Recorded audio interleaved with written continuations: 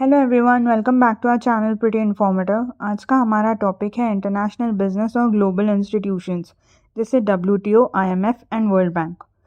ये टॉपिक आपके BBA, MBA, MCom, BCom, 11th-12th commerce, UGC NET management सबके लिए इम्पोर्टेंट है। तो चलिए नोट्स बनाइए एंड स्टेप बाय स्टेप समझते जाइए। पहले बात करते हैं इंटरनेशनल बिजनेस के बारे में। जो डोमेस्टिक बिजनेस होता है ना, वो एक कंट्री के अंदर होता है। जैसे एक कंपनी मुंबई में प्रोडक्ट्स बनाती है और दिल्ली में उन्हें सेल कर रही है, ये डोमेस्टिक बिजनेस है। लेकिन जब एक कंपनी अपनी कंट्री के बाहर काम करती है, गुड्स एक्सपोर्ट कर रही है, इंपोर्ट कर रही है, फॉरेन इन्वेस्टमेंट कर रही है, लाइसेंस या फ्रेंचाइजिंग कर रही हो, इसे मल्टीनेशनल ऑपरेशंस कहते हैं। इसे हम इंटरनेशनल बिजनेस कहते हैं। तो अब हम देखते हैं features of international business. First is large scale operations. International business हमेशा लार्ज स्केल पर ही होता है क्योंकि कंपनीज मल्टीपल कंट्रीज़ को सर्व कर रही है।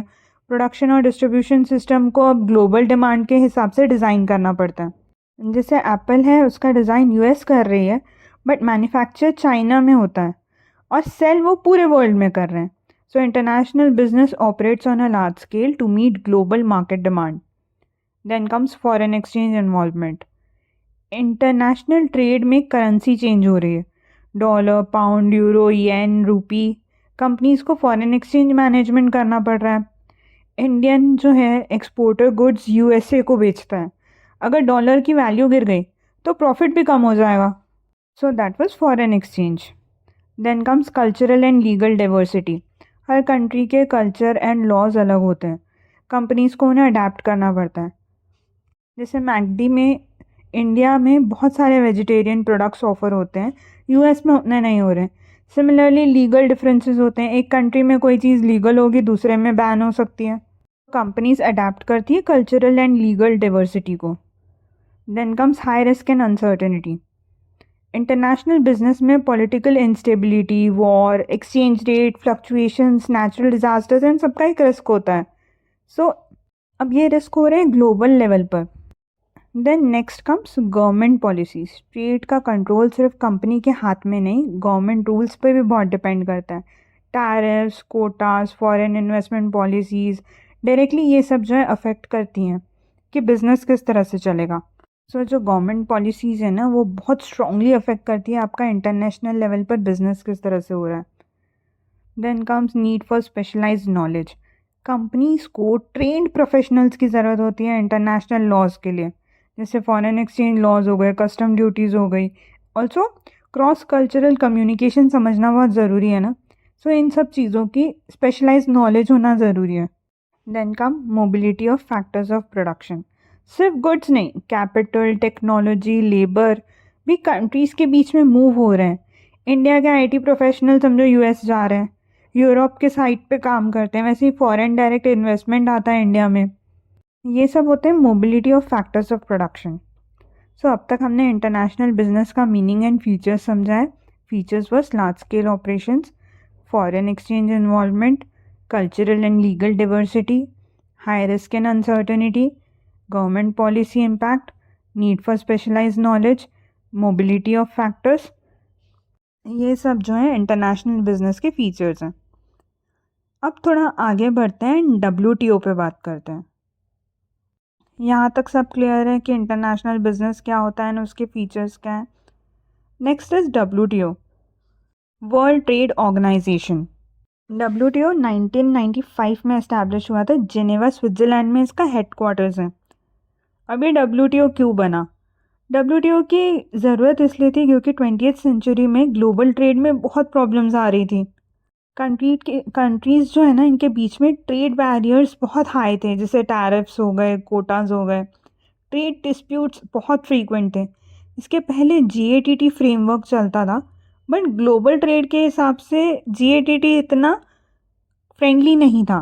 तो GATT is general agreement on tariffs and trade, ये पहले चलता था। अब इसे रिप्लेस करके हमने डब्ल्यूटीओ को लाया है। डब्ल्यूटीओ आने से फ्री एंड फेयर ट्रेड होने लगा, प्रेडिक्टेबल होने लगा, लॉन्ग टर्म चल रहा है एंड ये डिस्प्यूट्स के सल्यूशन लाता था। So WTO brought new reforms in trade disputes, remove trade barriers, and it replaced GATT, that is GATT. अब हम functions of WTO देख लेते हैं. First is promotes free trade. WTO encourage करता है कि टैरिफ और ट्रेड बैरियर्स रिड्यूस करने के लिए इसमें गुड्स सर्विसेज का एक फ्री फ्लो रहता है. मतलब इसमें हम समझ रहे हैं टैरिफ बैरियर्स बहुत लो कर दिए गए एंड फ्री ट्रेड हो गया. Then comes resolve trade disputes. हमने मीनिंग में ही देखा था कि ट्रेड डिस्प्यूट्स में WTO सॉल्यूशंस देता है. वो एक न्यूट्रल प्लेटफॉर्म है जो अपने मेंबर कंट्रीज को सॉल्यूशन प्रोवाइड करता है. First was promotes free trade, then came resolves trade disputes, third is frames global trade rules. WTO trade rules बनाता है जो उसके मेंबर कंट्रीज सभी फॉलो करते हैं ताकि एक फेयरनेस रहे. Then comes negotiation platform. Member countries यहाँ मिलकर एग्रीमेंट्स एंड पॉलिसीज जो हैं वो नेगोशिएट करती हैं. Then comes technical assistance and training. Developing countries को ट्रेड नॉलेज और ट्रेनिंग प्रोवाइड की जाती है WTO के थ्रू जो उनके मेंबर्स हैं उन्हें. Next is transparency and reporting. WTO ensure करता है कि कंट्रीज़ की ट्रेड पॉलिसीज़ रिपोर्ट करें और ट्रांसपेरेंसी मेंटेन करें. मतलब जो भी हम ट्रेड कर रहे हैं वो सब डॉक्यूमेंट होता है WTO के पास. Then economic research and statistics. Global trade trends and statistics provide करता है. पॉलिसी मेकिंग इससे बहुत इजी हो गई ना. हमारे पास स्टैटिस्टिक्स होगा उसके अकॉर्डिंग हम पॉलिसीज़ बना सकते हैं. सो WTO regulates world trade, promotes free trade, resolves dispute, frames rules, provides negotiation, gives technical assistance, ensures transparency and offers trade statistics. अब ये था WTO. अब तक हमने क्या क्या देखा है. इंटरनेशनल बिजनेस क्या है और WTO क्या है. इंटरनेशनल बिजनेस क्या था. इंटर कंट्रीज़ के बीच में ट्रेड जो हो रहा है. WTO क्या है. World trade organisation. देखते हैं international monetary fund IMF. IMF 1944 में इस्टेब्लिश हुआ था और इसके 190 प्लस मेंबर्स हैं. अब ये IMF क्यों बना. IMF इसलिए बना क्योंकि कंट्रीज़ की इकोनॉमी अनस्टेबल थी, करेंसी एक्सचेंज रेट्स बहुत फ्लक्चुएट हो रहे थे. ग्लोबल ट्रेड और रिकवरी में कंट्रीज़ को फाइनेंशियल सपोर्ट की एक ज़रूरत थी. ये सब वर्ल्ड वॉर 2 के बाद हुआ है. IMF का क्रिएशन हुआ ताकि financial stability and long term assistance provide करने के लिए ताकि कंट्रीज़ अपनी इकोनॉमीज़ को रिकवर कर सकें और ग्लोबल ट्रेड स्मूथली प्रोसेस हो. अब IMF के ऑब्जेक्टिव्स क्या हैं. इंटरनेशनल एक्सचेंज रेट्स को स्टेबलाइज करता है. इंटरनेशनल ट्रेड को प्रमोट कर रहा है कि वो ग्रो कर सके. ये टेम्प्रेरी फाइनेंशियल असिस्टेंस भी करता है, यानी पैसा भी दे रहा है, लोन दे रहा है टेम्प्रेरी, लेकिन शॉर्ट टर्म लोन्स हो रहे हैं. इससे इकोनॉमिक कोऑपरेशन हो रहा है. You understand. IMF का गोल ही है कि फाइनेंशियल स्टेबिलिटी हो और शॉर्ट टर्म के लिए अगर किसी कंट्री को उनकी हेल्प लगे तो IMF वहाँ खड़ा है. IMF provides short-term loans, stabilizes currencies, offers technical assistance and monitors global economy for stability. Short term loan provide कर दिया जाएगा, फिर स्टेबल एक्सचेंज रेट्स कर देते हैं कि एक स्टेबल करेंसी मेंटेन हो. टेक्निकल असिस्टेंस देते हैं, यानी ट्रेनिंग एंड एडवाइस दी जा रही है ताकि इकोनॉमिक पॉलिसीज़ और इंस्टीट्यूट्स आउटसाइड ओपिनियन मिल जाता है. ये कंट्रीज़ के इकोनॉमिक ट्रेंड्स और परफॉर्मेंस को मॉनिटर करता है.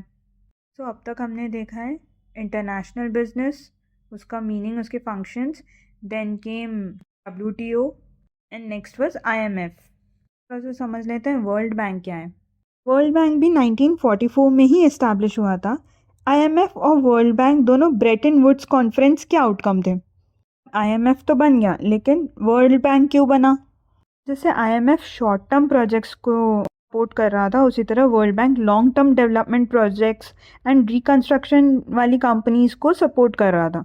सीधा कंट्रीज़ को सपोर्ट करता है कि आप अपने इंफ्रास्ट्रक्चर को इतना बोल्ड बिल्डअप करो. लॉन्ग टर्म प्रोजेक्ट्स इन्वेस्ट करते थे वर्ल्ड बैंक. वर्ल्ड बैंक के ऑब्जेक्टिव्स क्या थे. इंफ्रास्ट्रक्चर प्रोजेक्ट्स को फंड कर रहे थे, जैसे रोड्स, स्कूल्स, डैम्स. इन सब में वर्ल्ड बैंक इन्वेस्ट कर रहा है.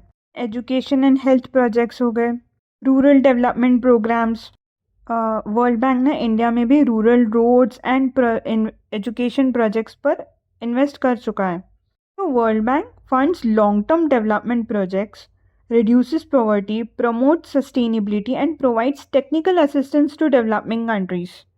एक फाइनल रीकैप ले लेते हैं। पहले इंटरनेशनल बिजनेस, ये बिजनेस हैं जो कंट्रीज़ के बॉर्डर्स के बाहर ऑपरेट करते हैं और इसमें रिस्क, कल्चरल डिफरेंसेस और फॉरेन एक्सचेंज का मैनेजमेंट इंपॉर्टेंट है। देन कम्स डब्ल्यूटीओ, ये वर्ल्ड ट्रेड को स्मूथ एंड फेयर बनाता है, डिस्प्यूट सॉल्व करता है और ग्लोबल ट्रेड रूल्स फ्रेम कर रहा है।